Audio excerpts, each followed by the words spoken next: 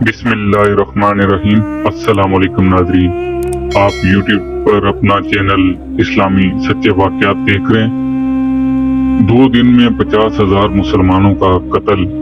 28 साल कबल अगस्त 1995 का वाक़या, जो कि तारीख की एक बदतरीन नस्लकुशी थी।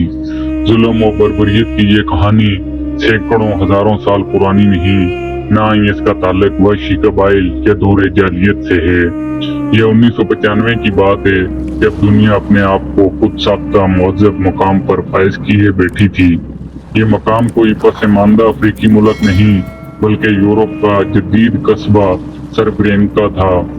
ये वाक़या अक़वाम मुत्तहिदा की नाम निहाद अमन फोर्सेस के ऐन सामने, बल्कि इनकी पुष्टपनाही में पेश आया। सरब्रेंका वाक़े पर अक़वाम मुत्तहिदा के साबिक सेक्रेटरी जनरल कोफी अन्नान का बयान था, जिसमें उन्होंने कहा कि ये कत्ल अक़वाम मुत्तहिदा के चेहरे पर बदनुमा दाग की तरह हमेशा रहेगा। 90 की दहाई में यूगोस्लाविया टूटने के बाद बोस्निया के मुसलमानों ने रिफरेंडम के जरिए अपने अलग वतन के क़याम का ऐलान किया। बोस्निया मुसलमान अक्सरियत में थे, जो तुर्कों के दौरे उस्मानी में मुसलमान हुए थे और सदियों से यहाँ आबाद थे। लेकिन यहाँ मुकीम सरब अलग रियासत से खुश न थे। उन्होंने सर्बिया की अफवाज की मदद से बगावत की। इस दौरान में बोस्निया के शहर सरब्रेंका के इर्द गिर्द सरब अफवाज ने मुआसरा कर लिया। ये मुआसरा कई साल तक जारी रहा। अक़वाम मुत्तहिदा की अमन अफवाज की तैनाती के साथ ही बाकायदा ऐलान किया गया कि अब ये इलाका महफूज है, लेकिन ये ऐलान माज़ एक झांसा साबित हुआ। कुछ ही रोज बाद सरब अफवाज ने जनरल मिलादिज की सरबराही में शहर पर कब्जा कर लिया और मुसलमानों की नस्लकुशी का वो इंसानियत सोच सिलसिला शुरू किया, जिस पर तारीख आज भी शर्मिंदा है। इस दौरान नेटो अफवाज ने मुजरिमाना खामोशी इख्तियार किए रखी, क्योंकि मामला मुसलमानों का था। अगस्त 1995 से अगस्त 2023 तक 28 साल गुजर गए। आज भी मौजूद दुनिया इस दाग को धोने में नाकाम है। ये इंसानी तारीख का वाहिद वाक़या है जिसमें मरने वालों की तदफीन आज तक जारी है। आज भी सरब्रेंका के गिरदनवा से किसी न किसी इंसान की बुसीदा हड्डियां मिलती हैं, तो एल इलाका उन्हें दफनाते नजर आते हैं।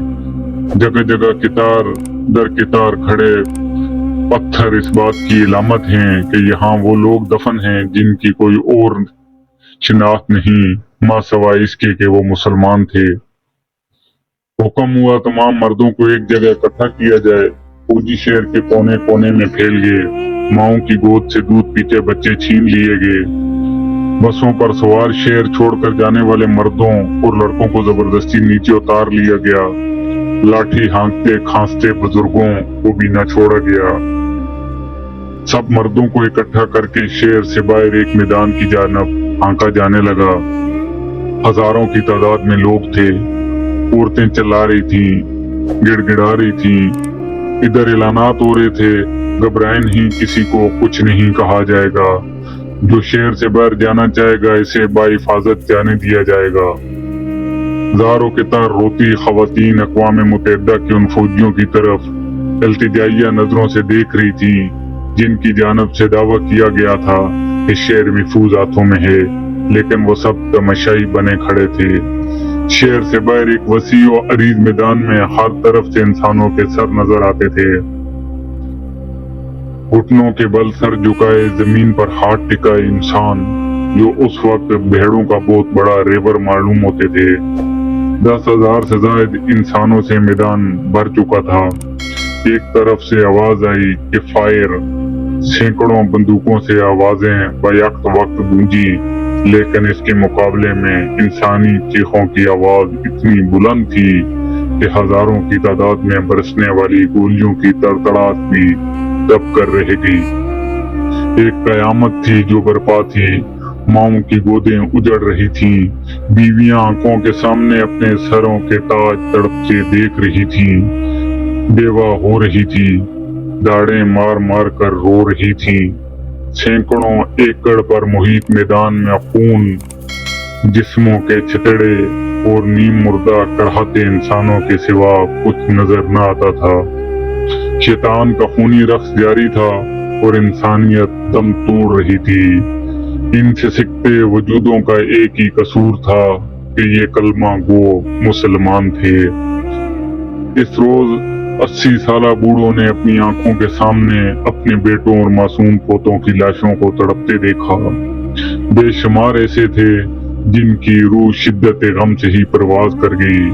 شیطان کا یہ خونی رقص تھما تو ہزاروں لاشوں کو ٹھکانے لگانے کے لیے مشینیں منگوائی گئی۔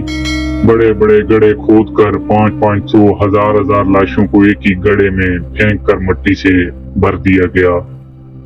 یہ بھی نہ دیکھا گیا کہ لاشوں کے اس ڈھیر میں کچھ نیم مردہ سسکتے اور کچھ فائرنگ کی زد سے بچ جانے والے زندہ انسان بھی تھے۔ لاشیں اتنی تھی کہ مشینیں کم پڑ گئیں۔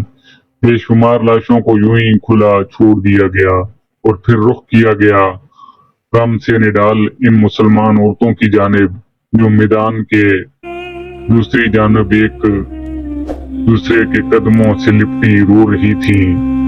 انسانیت کا وہ ننگا رقص شروع ہوا کہ درندے بھی دیکھ کر شرما جاتے۔ شدت غم سے بے ہوش ہو جانے والی عورتوں کا بھی ریپ کیا گیا۔ خون اور جنس کی بھوک مٹانے کے بعد بھی چین نہ آیا۔ اگلے کئی ہفتوں تک پورے شہر پر موت کا پیرا طاری رہا۔ ڈھونڈ ڈھونڈ کر اقوام متحدہ کے پناہ گزین کیمپوں سے نکال کر ہزاروں لوگوں کو گولیوں سے بھون دیا گیا۔ محض 2 دن میں 50,000 نہتے مسلمان زندہ وجود سے مردہ لاشیں بنا دیے گئے۔ گو کے بعد میں دنیا نے سرب افواج کی جانب سے بوسنیائی مسلمانوں کی اس نسل کشی میں اقوام متحدہ کی غفلت اور نیٹو کے مجرمانہ کردار کو تسلیم کر لیا۔ کیس بھی چلے، معافیاں بھی مانگی گئیں، مگر ہائے اس ضد پریشان کا پیشیماں ہونا۔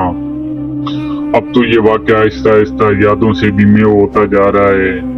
دنیا کو جنگ عظیم، سرد جنگ اور یہودیوں پر ہٹلر کے جرائم تو یاد ہیں، لیکن مسلمانوں کا قتل عام یاد نہیں۔